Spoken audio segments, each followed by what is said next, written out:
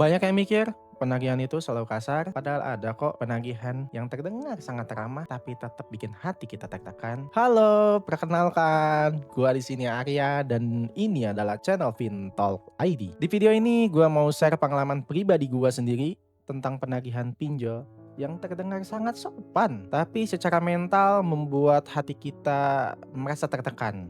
Di sini gua disclaimer dulu ya, semua identitas yang ada dalam video ini sudah gua samarkan. Video ini tidak untuk menyerang pihak manapun dan video ini bertujuan untuk edukasi. Telurnya berapa emang? Mau opsi yang mana nih untuk promonya? Sebenarnya gini Mbak, saya ceritain dulu ya.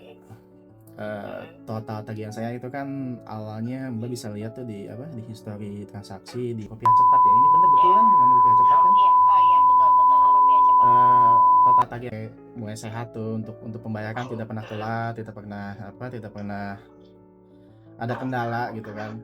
Cuman ya emang masalahnya sekarang kondisi usaha saya juga lagi mandet dan di aplikasi Rupiah Cepat juga kan saya udah ada yang cukup untuk saya open bisnis lagi gitu kan, usaha saya lancar lagi, finansial saya sehat lagi. Mungkin untuk sekarang saya keep dulu sih Mbak, untuk top up kayaknya nggak dulu deh, soalnya saya mengerti saya sedang kayak gini, jadi ya mau gimana gitu. Kemarin juga saya udah datang ke pihak OJK kan, minta solusi gitu, gimana baiknya gitu kan. Mereka bilang, ya seperti itu, stop gali lubang tutup lubang, fokus dulu ke usaha Bapak, fokus dulu ke bisnis Bapak, fokus dulu untuk memperbaiki keuangan Bapak, mau mau apapun yang udah diterima ya udah terima aja gitu kan. Ya udah kalau saya sekarang Poinnya aja. Berarti kalau mhm, misalnya kamu di sini Bapak untuk promo yang pelunasan, Bapak memang belum sanggup gitu intinya ya. iya soalnya Dananya buat sendiri belum mampu. Nah, mhm. kalau gini kan saya lihat ada sekarang nih untuk dana yang sudah ada itu ada berapa di tangan Bapak? Nah justru itu Mbak, dananya nggak ada sama sekali Mbak. Di ATM itu sisa Sama lima ratus sekali belum ribu, ada. belum ada. Dananya itu sisa lima Ada ratus berapa Bapak ribu. di ATM Bapak?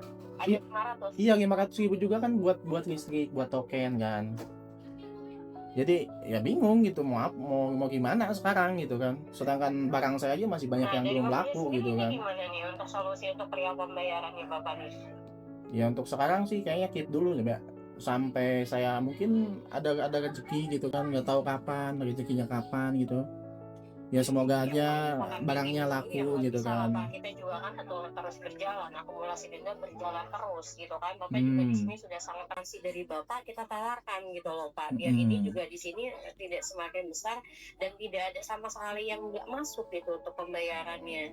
Kalau misalkan yang tadi Bapak pelunasan memang belum mampu ya seenggaknya ini yang telat dulu dibayar ataupun mungkin setengahnya dulu yang untuk pembayaran hari ini. Saya tunggu sampai siangnya nanti Bapak sih bisa sambil cari lagi dananya. Karena kan kita juga jam operasional terbatas juga Pak untuk hari ini. Bapak kan tahu ini hari Sabtu. Iya betul. Jam kantor kita terbatas gitu Pak. Soalnya untuk pembayaran Bapak biasanya juga lancar-lancar aja gitu Iya, kan. iya Mbak Makanya kita Mbak tahu berikan kau opsi tahu juga kan yang ya di apa di makanya situ ini kita kan. Bapak baru ada dana 500 dan itu enggak sih untuk saat ini yang Bapak lagi tunggu. Ya saya nunggu barang saya laku Dana aja yang dulu. pasti masuk. Ya Nah itu nunggu bisnis dulu. kepastiannya memang di kapan? Yang nggak tahu barangnya aja belum stok, Mbak, masih nunggu dusnya.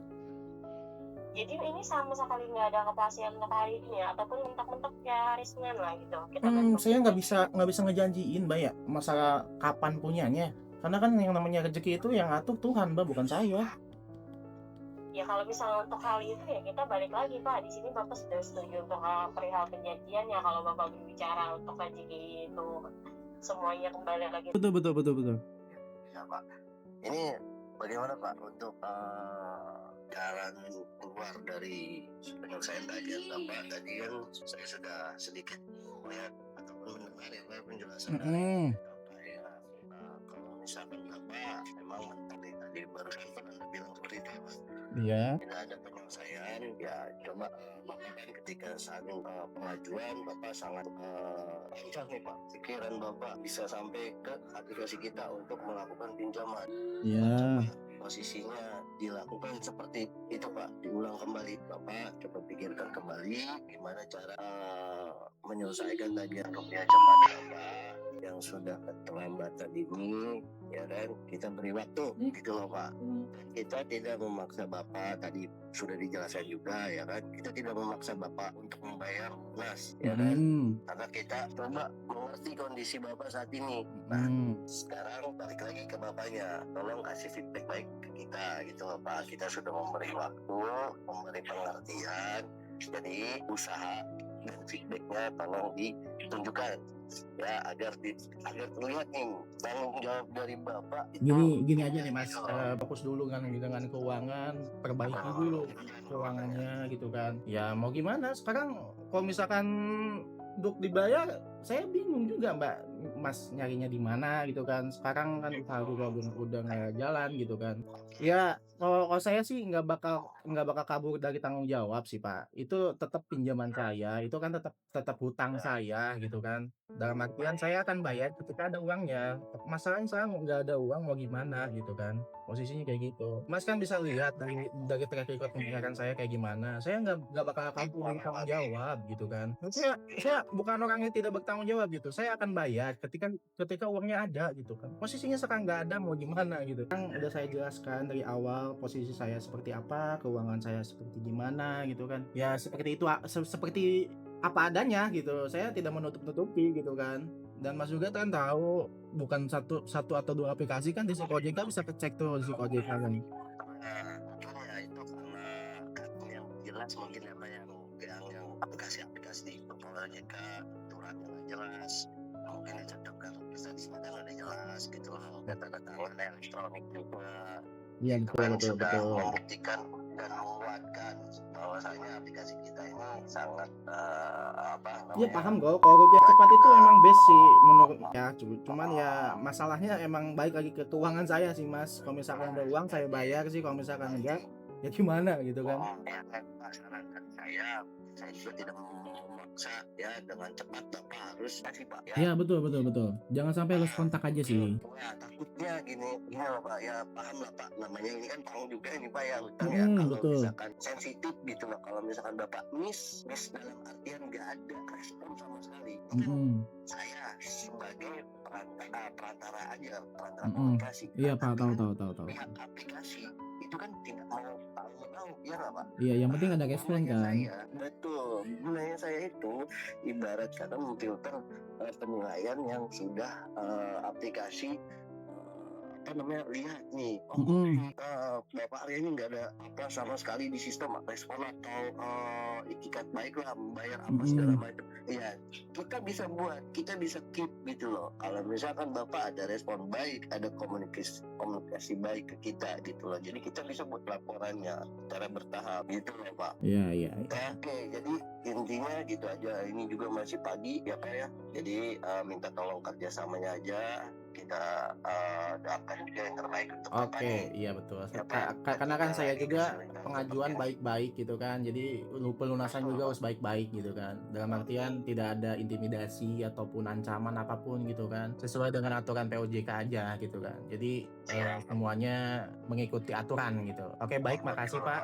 Karena sudah jelas juga kan. Saya juga udah paham gitu. Bapak juga udah paham kondisinya. Semoga aja nanti siang atau sore atau kapanpun kan, kapan nggak tahu kan ya, namanya rezeki kan Tuhan yang ngatur. Moga aja ada gitu kan, tiba-tiba rezeki gitu kan, saya bisa lancar lagi gitu kan untuk melakukan pembayaran. Bagaimana? Sudah dengar? Kalau didengar sekilas nadanya itu sangat baik kok. Bahasanya sopan, tidak ada makian ataupun ancaman secara langsung. Tapi ada satu hal yang perlu dicatat di situ. Tetap ada dorongan kuat untuk membayar hari ini. Contohnya, bisa dibantu hari ini ya, atau kan ada bisa dibantu hari ini, mohon diusahakan hari ini ya, gitu kan. Atau misalkan boleh untuk top up lagi gitu kan. Itu terdengar sangat ringan loh. Tapi bagi orang yang lagi tertekan, itu tetap berat sekali. Seperti gua hari ini. Tekanan itu tidak selalu berbentuk ancaman. Kadang datang dalam bentuk pengulangan permintaan, nada mendesak tapi sopan, waktu yang dipersempit. Contohnya, misalkan, coba untuk membayar di jam sekian, terdengar sangat simple bukan bagi mereka. Tapi untuk kita yang lagi tertekan, itu sangat berat sekali. Dan ini sering menjadi